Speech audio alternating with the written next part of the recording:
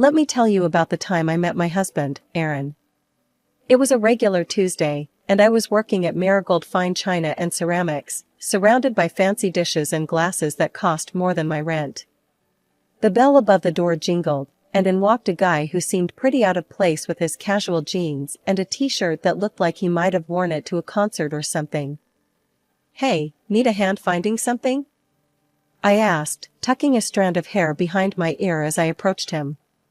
He turned around, and yeah, he was kinda cute, not that I was looking. Yeah, thanks. It's my mom's birthday, and she's big on teapots and all that. I don't know where to start. I showed him around, pointing out some of our best sellers and the finer pieces that would make his wallet cry. He chuckled at my straightforwardness. "So, you're telling me that little pot is worth $1,000, he asked, eyebrow raised as he picked up a delicate teapot painted with roses. "Believe it or not, yeah. It's hand-painted, limited edition," I explained, watching him carefully replace it. We spent a good half-hour chatting as we walked through the aisles. He had a good sense of humor, making jokes about how a single plate cost more than his weekly groceries. "I'm Aaron, by the way," he said, extending his hand. "Elise," I replied, shaking his hand. "So, Aaron, picked any favorites yet?" He nodded towards a set with gold trim and a subtle floral pattern. "That one? It's beautiful, and I think my mom would love it." "Does it come with a don't break me guarantee?" I laughed, shaking my head. "Afraid not. But it does come with a pretty fancy box." While I wrapped up his purchase, he glanced at his phone, then looked up at me. "Hey, this might sound weird, but can I have your number? You've been really helpful, and, I don't know, maybe I could get your advice on something else?" "Like what? More teapots?" I joked, handing him his bag. "Or maybe just a cup of coffee," he countered with a smile. I wrote down my number, still thinking he was just being polite. Guys like him didn't really go for girls like me, ones who spent their days selling overpriced china to people who had too much money. But the next morning, he called. The coffee date with Aaron wasn't just coffee. Turned out, the guy had a knack for making me laugh, and before we knew it, we were grabbing dinner instead of just a caffeine fix. "So, Elise, tell me something. How does someone with a no-bullshit attitude end up selling fancy plates to rich folks?" Aaron asked as he sipped his coffee, watching me over the rim of his cup. I shrugged, poking at my salad. "Gotta pay the bills somehow. Plus, it's kind of fun watching people freak out over which set of plates will impress their snooty friends more." He laughed, that hearty kind of laugh that made you want to join in. "Fair enough. You're pretty down to earth. I like that." The conversation flowed as easily as the coffee. We talked about everything, movies, books, our crazy families. He shared stories about his job as an architect, and I told him about my dreams of maybe opening a little cafe someday. "Wait, you cook?" he asked, eyebrows raised.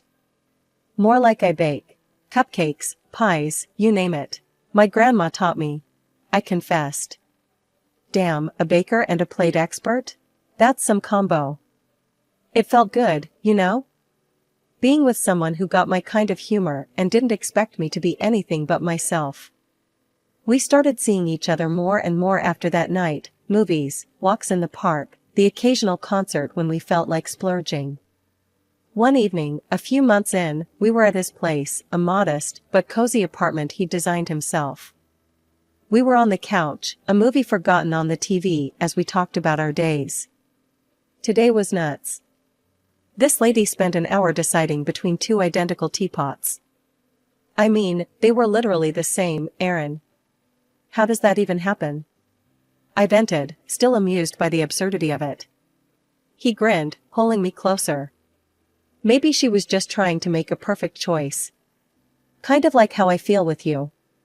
That caught me off guard, and I looked up at him, trying to figure out if he was joking. But he was serious. "What do you mean?" "I mean, every day with you feels like I'm making the right choice. No second guessing, no regrets. It's easy with you, Elise." It wasn't just the words, but the way he said them, like it was the simplest truth in his world. That night, we kissed for the first time, right there on that couch, and it felt like everything just clicked. Months flew by, and soon a year had passed. Aaron and I were inseparable, and I knew I was falling hard. It was on our first anniversary that he surprised me. We went back to the same coffee shop where we'd had our first date. "Elise, I've got something for you," he said, handing me a small, beautifully wrapped box. Inside was a key. I looked up at him, puzzled. "It's a key to my apartment. I want you to move in, if you're up for it," he explained, his eyes searching mine for any hint of hesitation. I didn't need to think twice.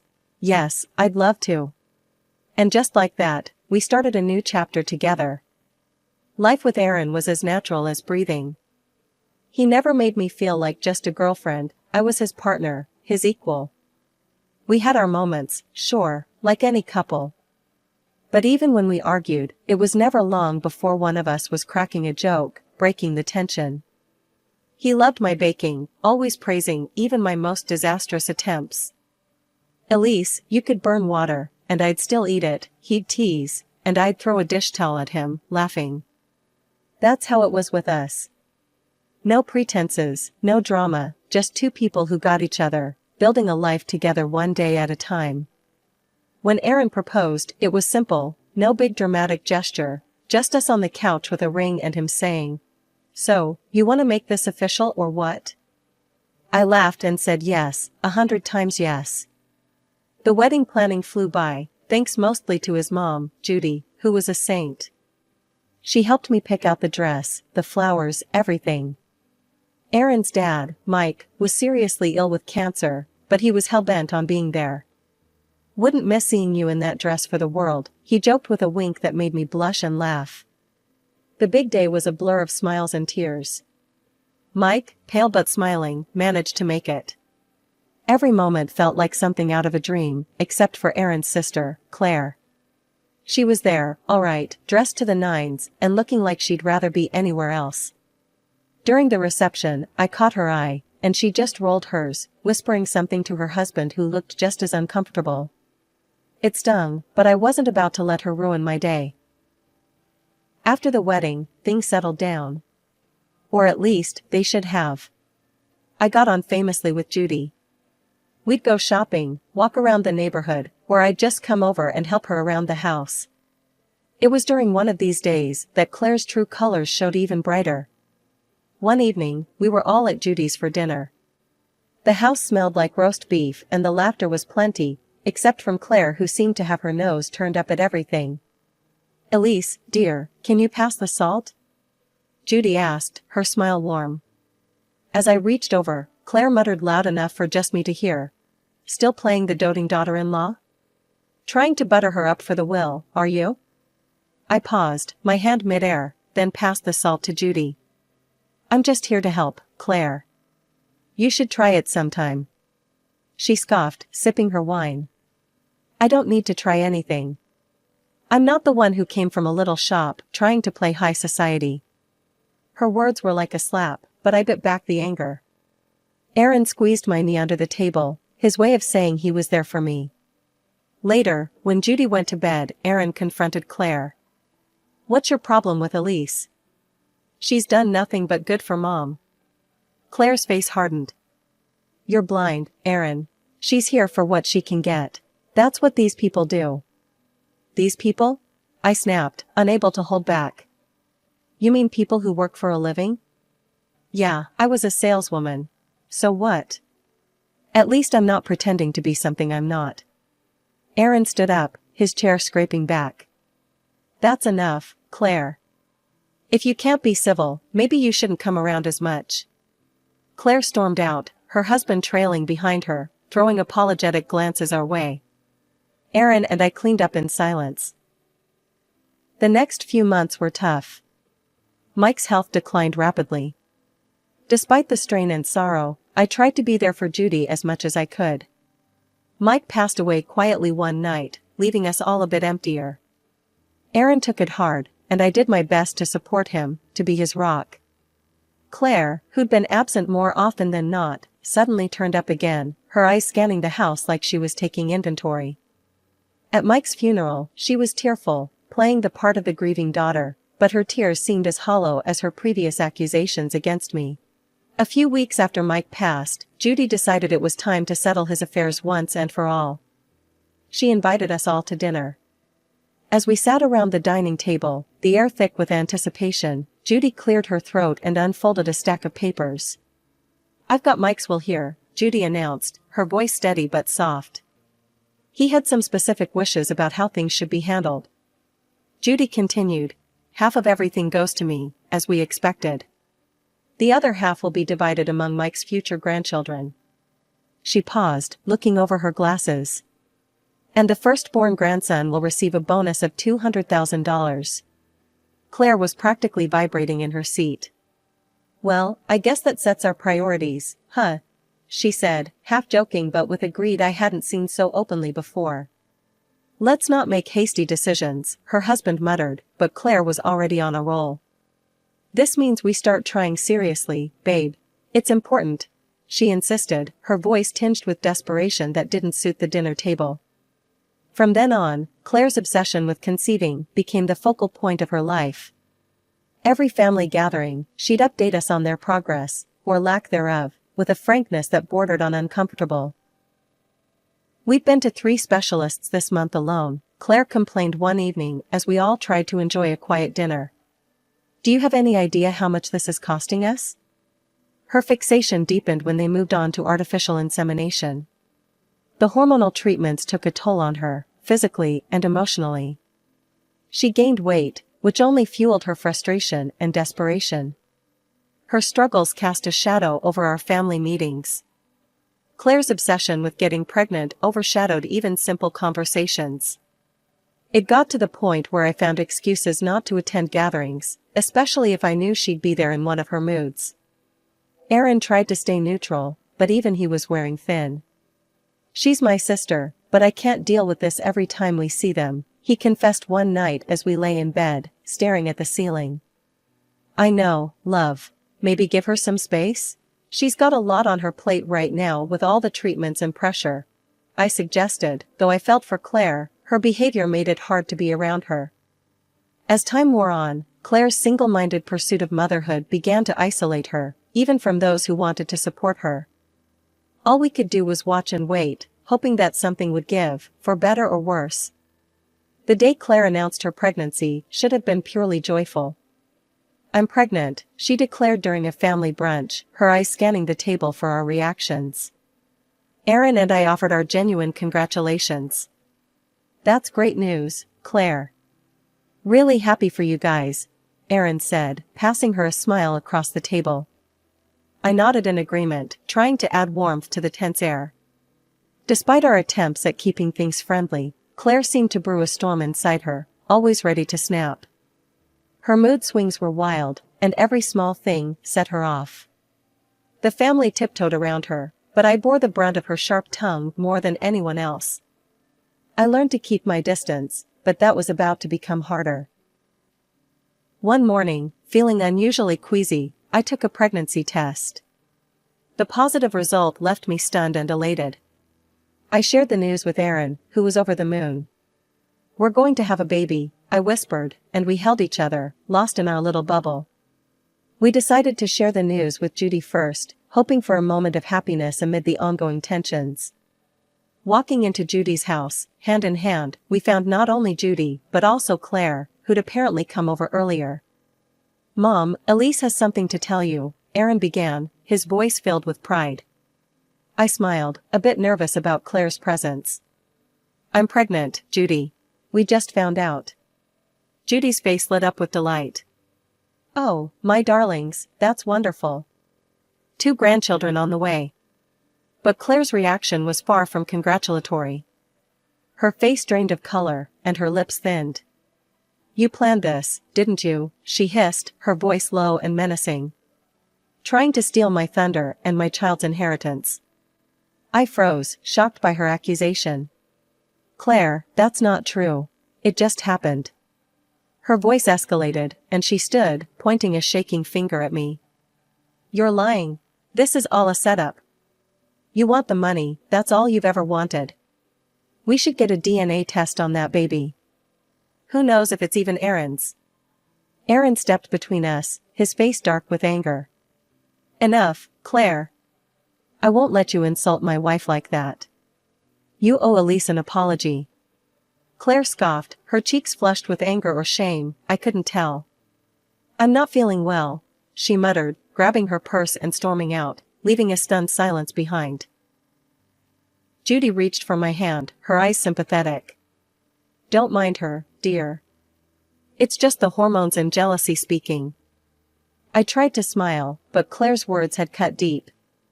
Tears spilled over, and I wiped them angrily. I just don't understand why she has to be so cruel, I murmured. The joy of our announcement had been overshadowed by Claire's outburst, and though Judy tried to smooth things over, the damage was done. The remainder of our visit was spent discussing baby names and plans, but Claire's shadow hung over us all. Judy called me up early on a bright Tuesday morning, her voice warm and inviting. Elise, dear, why don't you come over for coffee? I baked your favorite apple pie, she said, and I could almost smell the sweet aroma through the phone. Glad for a reason to get out of the house, I quickly agreed. I'll be there in 20 minutes, Judy. Can't wait. When I arrived, the house smelled heavenly, and Judy greeted me with a hug. Inside, to my surprise, Claire was there too, looking unusually quiet and almost shy. She even managed a small smile as I walked in. Elise, I want to apologize for last time, Claire said, her voice lower than usual. I was out of line. I've been dealing with a lot. Her apology, unexpected as it was, eased a bit of the tension I'd been carrying around. Thanks, Claire. Let's just move forward, okay? We settled at the kitchen table, the pie between us, its scent filling the room, inviting us to forget the awkwardness. Judy poured the coffee, and we started to chat about light, inconsequential things, Judy's garden, the weather, the little one on the way. Halfway through our second slice of pie, a headache began to pound at my temples, a common annoyance during my pregnancy. I must have winced, because Judy immediately noticed. You okay, dear? You look a bit pale. Just a headache, nothing new these days, I replied, trying to brush it off with a smile.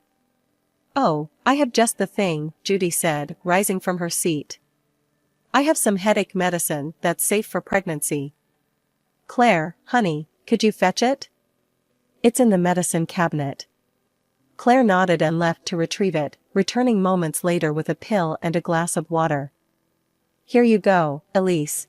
This should help. I thanked her, swallowing the pill without a second thought, trusting Judy to know what was safe. But as I took the glass back to the kitchen to rinse it out, my eyes caught on something in the trash that sent a cold shiver down my spine. Among the usual rubbish, a discarded medicine package stood out, its label stark against the banana peels and coffee grounds. It was a chemotherapy drug, one that I instantly recognized from the time we had helped Mike through his treatments. Panic seized me as I remembered the clear warnings about its effects on pregnancy. Dropping the glass in the sink, I grabbed my phone and dialed 911. The operator picked up immediately, and I quickly explained what had happened. Ma'am, you need to try to purge that from your system immediately. Drink water and try to induce vomiting, the dispatcher instructed urgently. I turned the tap on full blast, gulping down glass after glass of water before kneeling in front of the toilet. As I forced myself to vomit, tears mixed with fear and betrayal stung my eyes. What was going on? How had this happened? My head was spinning, not just from the physical effort, but from the shock and betrayal I felt swirling inside me. When I finally managed to stagger out of the bathroom, the sight of Judy and Claire standing there, pale and confused, only intensified my feelings of unease. What on earth is going on, Elise? Judy's voice was filled with worry. Claire, on the other hand, looked like she was seeing a ghost, her face drained of all color. I found something in the trash, I managed to say between gasps. It was Mike's chemotherapy drugs. Claire, did you give me those? Before Claire could respond, I heard sirens outside.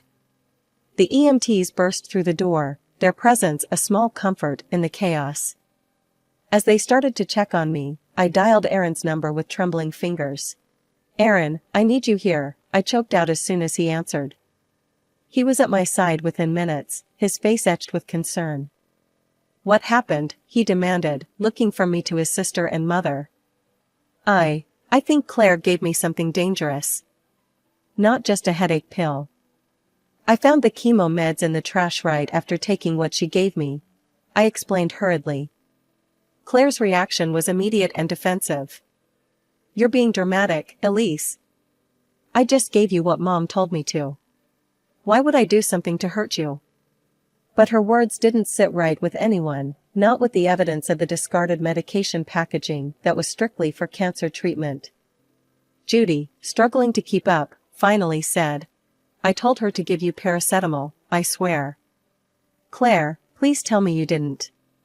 Why are we even discussing this? She's just trying to get attention." Claire interrupted, her voice rising in panic. That's when Aaron stepped in, his tone icy. "We're calling the police. We need to sort this out properly." Claire paled even further, if that was possible. "The police? Aaron, come on, think this through. She's making a mistake." But it was too late. Aaron had already dialed, and within moments, the police arrived, adding another layer of seriousness to the situation. They listened to our accounts, their expressions grim. "Ma'am, we'll need to take that package of medicine for fingerprints," one of the officers said after I pointed out the trash where I had seen the discarded drugs. Claire seemed to shrink with every word the police said, her earlier bravado draining away as quickly as her color. Meanwhile, the ambulance team decided I needed to be at the hospital for a thorough checkup and possibly more treatments to ensure no residue of the harmful drug was left in my system. It was a surreal couple of days following the hospital scare. Sitting in the living room, still trying to wrap my mind around the recent events, the phone rang. Aaron answered it, his face tightening as he listened. When he hung up, he looked at me with a mix of relief and sorrow. "They arrested Claire," he said quietly. "Her fingerprints were all over the medication package." I felt a chill run down my spine. "What did she say?" "She claimed she'd touched those meds before, just moving them around in Dad's room," Aaron continued, rubbing his forehead in frustration. "But Mom told the police that wasn't possible. She said those meds were kept in a locked cabinet ever since Dad got sicker. Claire never had access until that day." A few days later, we found ourselves in a courtroom, the air thick with tension. Claire looked pale, her eyes darting around nervously. During the trial, the truth spilled out in the ugliest of ways. Under the pressure, Claire confessed. She admitted to trying to harm our unborn child to ensure her position in the inheritance queue. The courtroom was in shock. To make matters even more shocking, it emerged that Claire wasn't even pregnant. She had fooled everyone with a prosthetic belly, plotting to eventually adopt a child from another state to pass off as her own. Her deception ran deep, and even her husband was kept in the dark, told that their non-existent intimate life during her pregnancy was to protect the baby. Thankfully, the doctors confirmed that my quick actions had prevented any harm to our baby. Claire was found guilty and sentenced to 3 years in prison. Judy, with tears in her eyes, requested the court to adjust Mike's will, cutting Claire out completely. The judge agreed, and just like that, Claire's ties to her father's legacy were severed. Her husband, unable to stomach her betrayal, filed for divorce. Even Judy, who had always tried to see the best in her daughter, couldn't find it in herself to forgive Claire's actions. Months later, our lives took a happier turn. I gave birth to a healthy, beautiful boy, who had my eyes and Aaron's smile. He was our miracle after a storm, a sign that life could indeed be beautiful. According to Mike's will, he received the promised $200,000, which we decided to save for his education. One morning, sitting back, I watched our son play, his laughter filling the room, a stark contrast to the darkness we had faced. Aaron wrapped his arms around us, a silent vow that as long as we were together, nothing could break us. Everything ended well, didn't it? I murmured, leaning back against him. It did, he confirmed, kissing the top of my head. It really did. And in that moment, I knew that no matter what came our way, the love of our little family would always be our strength. We had weathered the storm, and now it was time to enjoy the calm.